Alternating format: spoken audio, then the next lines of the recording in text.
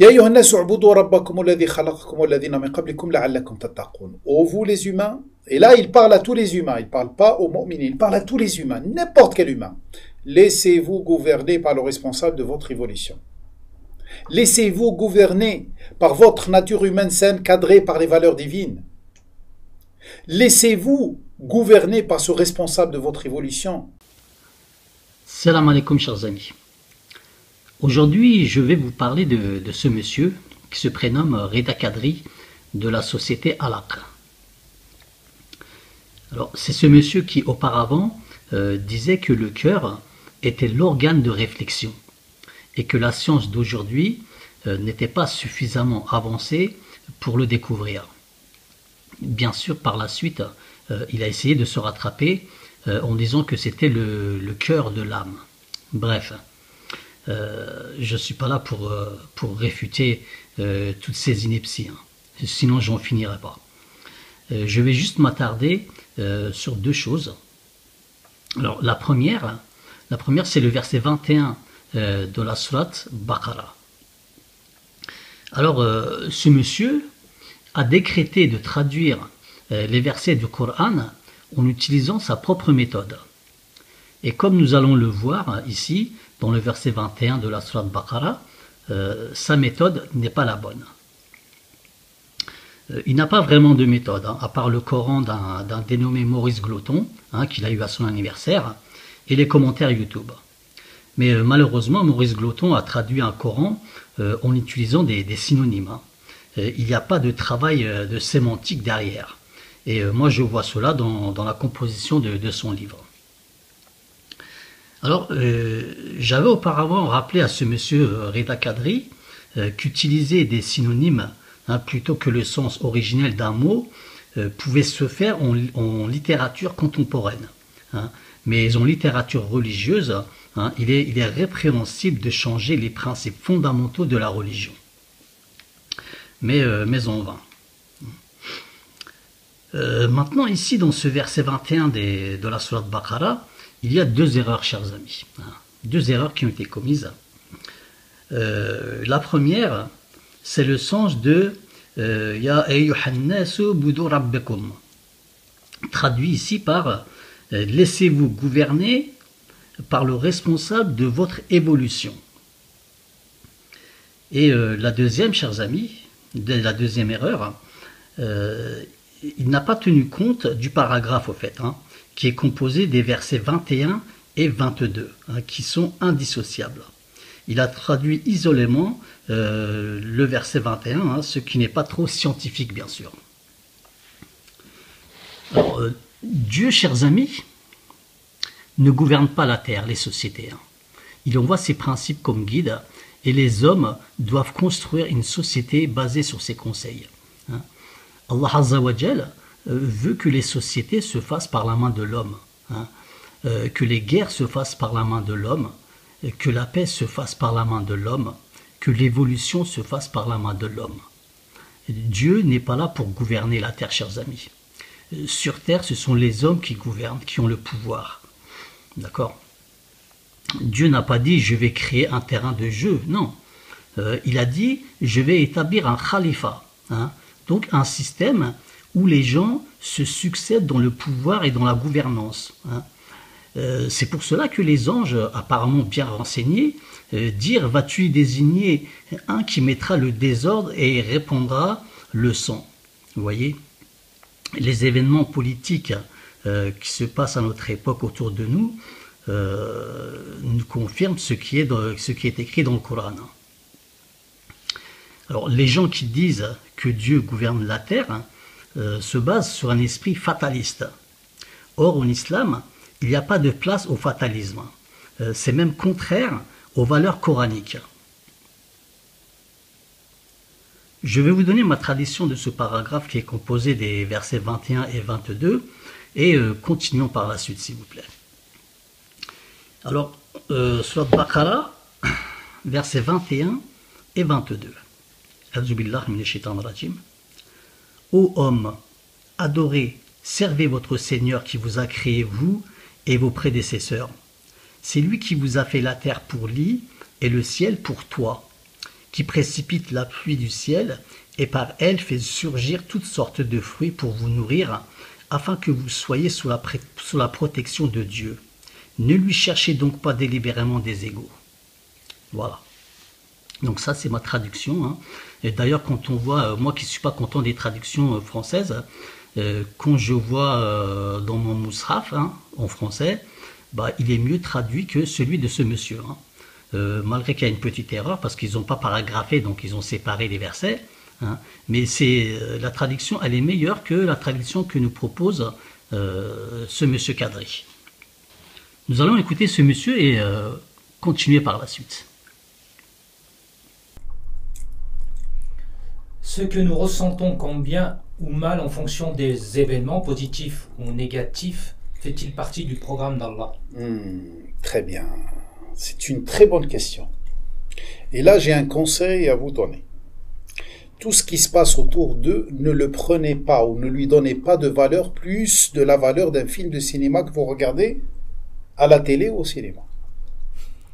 Car de toute façon, écoutez bien, hein, Israël frappe Palestine, par exemple. Les États-Unis lancent des bombes en Irak, ok, etc., etc. C'est des événements, certes, qui nous rendent tristes, qui sont pas bien, beaucoup de gens souffrent, etc.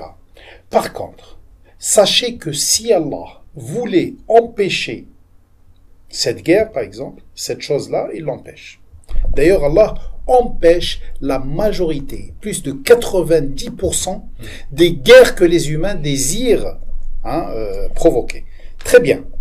Tant que la chose, Allah a donné son aval pour que la chose existe. Ça veut pas dire que la chose, elle est bien.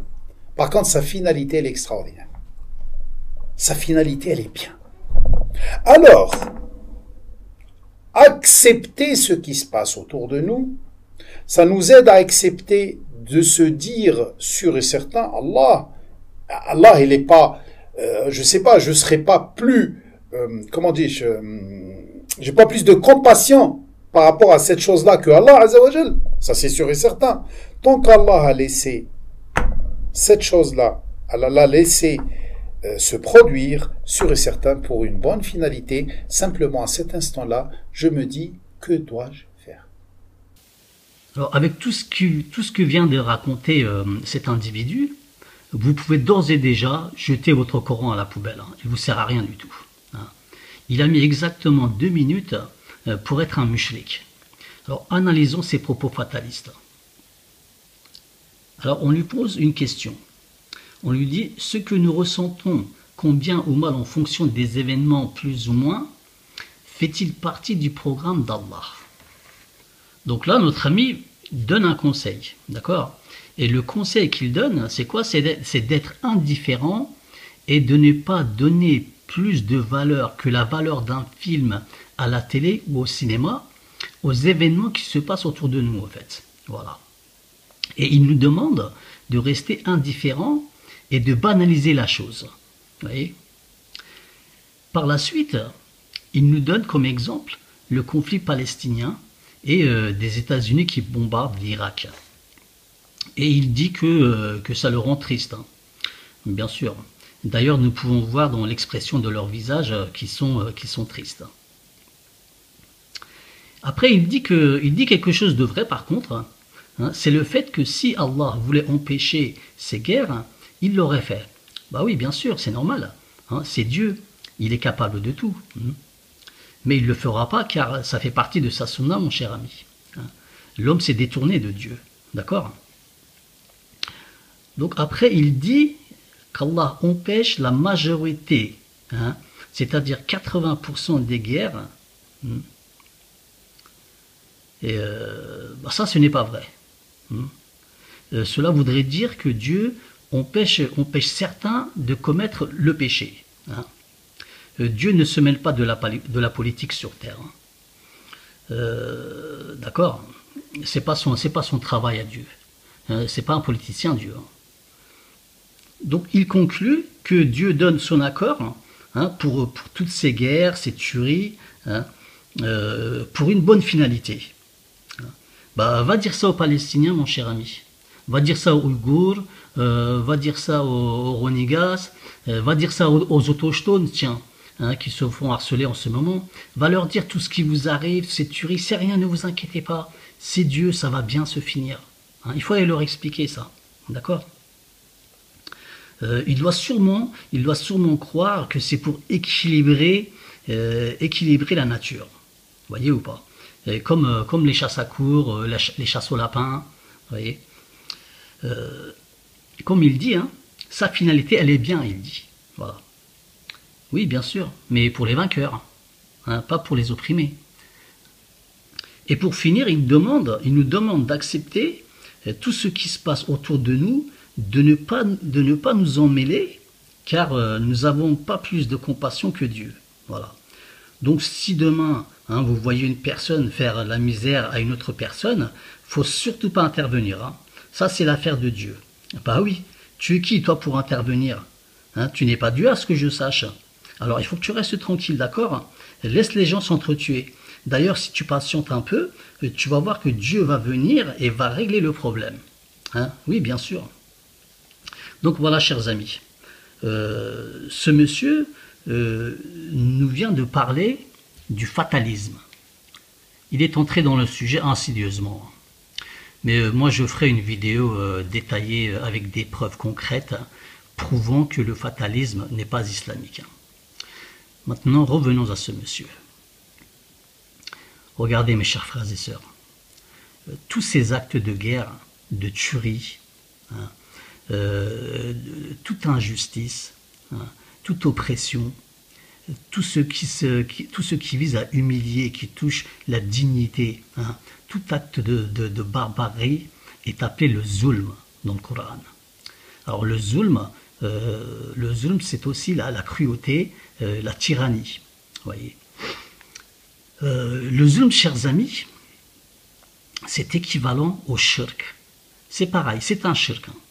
Nous pouvons voir cela à la sourate Luqman au verset 13 à 19 et sourate An'am verset 82. Et c'est blâmé par Allah Azza wa Jal dans le Coran. Alors voyons cela avec les versets du Coran, Inch'Allah. Alors nous allons aller à la sourate Yunus, verset 44. Donc sourate Yunus, verset 44. En vérité, Allah ne fait pas le zulm aux gens, mais ce sont les gens qui font du tort à eux-mêmes. Donc, vous voyez, chers amis, Allah Azza wa Jal, hein, n'est pas cruel envers les gens, hein, ne fait pas la tyrannie aux gens, mais ce sont les gens, hein, qui se font du mal, qui se font du tort à eux-mêmes. Nous allons aller à Surat Nisa, pardon, versets 168-169. Ceux qui ne croient pas et pratiquent le zulm, Allah n'est nullement disposé à leur pardonner ni à les guider dans un chemin autre que le chemin de l'enfer, où ils demeureront éternellement. Et cela est facile à Allah. Donc, vous voyez, ceux qui pratiquent le zulm, c'est directement l'enfer. Hein. Nous allons aller à la sourate An'am, verset 21. Donc, sourate An'am, verset 21. Qui donc est plus injuste que celui qui invente un mensonge contre Allah et qui traite de mensonge ces versets? Les injustes ne réussiront pas. Donc ici, le mot injuste, c'est ceux qui font le zulm. Vous voyez? Donc, Allah considère un zulm, une cruauté, les mensonges attribués à Allah. Donc ceux qui inventent des mensonges, qui disent voilà, ça vient d'Allah, ça c'est islamique, bah, font du zulm. Ce sont des gens cruels. Vous voyez, ils inventent des mensonges contre Allah Azza wa Jal. Donc là, nous allons aller vers Surat Hud. Surat Hud, verset 18. Surat Hud, verset 18. Et quel pire injuste que celui qui forge un mensonge contre Allah. Ceux-là seront présentés à leur Seigneur. Et les témoins diront, voilà ceux qui ont menti contre leur Seigneur. Que la malédiction d'Allah frappe les gens qui font du zulm. Ici, toujours c'est zulm. Hein. Ici, quel pire injuste, c'est le mot zulm. Hein. Ceux qui font la cruauté, qui sont cruels. Nous allons rester dans la sourate Hud et nous allons aller au verset 113. Donc, sourate Hud, verset 113. Et n'ayez pas de penchant vers ceux qui font le zulm, sinon le feu vous atteindrait. Vous n'avez pas d'allié en dehors d'Allah, et vous ne serez pas secourus. Donc vous voyez, qu'est-ce que nous demande Allah Azza wa Jal, hein, de ne pas avoir de penchant envers ces personnes qui commettent le zulm, hein, qui commettent l'oppression, la tyrannie, la barbarie sur la terre. Voilà, sinon, au fait, vous êtes complices. Vous voyez, vous devenez complices et vous aussi, vous irez en enfer. Vous savez, chers amis, toutes ces guerres, hein, ces oppressions, ces injustices sociales, ces actes d'humiliation qui touchent la dignité, et bien plus encore, hein, sont des zulms, hein, de la cruauté, de la tyrannie, et sont des actes qui servent les intérêts des taout assoiffés de pouvoir et d'argent. Les guerres, ce n'est pas d'aujourd'hui. Hein. Depuis la nuit des temps, il y a des guerres. Depuis l'apparition de l'homme, l'homme s'entretue. Hein. Mais rester passif, indifférent devant ce genre d'agissement, c'est aussi être complice de ce zulm, hein, de cette cruauté, de cette injustice. Accepter le zulm, chers amis, ça endurcit le cœur. Ça tue l'âme, ou le cœur de l'âme, si vous voulez, à tel point que la cruauté, le zulm, devient un acte banal dans notre esprit. Et c'est pour cela qu'on ne lui donne pas plus de valeur, hein, qu'un film à la télé ou au cinéma. Et un beau jour, hein, alors qu'on ne s'y attend pas, le zulm nous tombe dessus, chers amis. D'accord ? Il ne faut pas prendre à la légère le zulm comme ça. Hein. L'oppression, la tyrannie, les gens qui souffrent, il faut se mettre un petit peu à leur place quand même, hein, monsieur Kadri. Donc, en conclusion, chers amis, que ce soit pour le conflit israélo-palestinien, que ce soit pour les renégats, pour les Ouïghours, hein, que ce soit même pour les autochtones, hein, et même un animal en détresse qui se fait maltraiter par son propriétaire au bout de la planète, le musulman a le devoir et l'obligation d'aller à sa rescousse, à son aide. Hein. C'est ça l'islam, chers amis. Voilà, chers amis. Donc, encore une fois, j'ai essayé de raccourcir au maximum, hein, parce qu'il y a beaucoup de choses à dire sur le zulm et ce genre de comportement qu'il a ce monsieur. Hein. Mais j'expliquerai en détail quand je ferai ma vidéo sur la croyance au destin. Voilà. Je vous dis à bientôt, chers amis.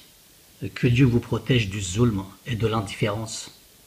Qu'il protège vos familles de tout cela aussi. Assalamu alaikum wa rahmatullah wa barakatuh.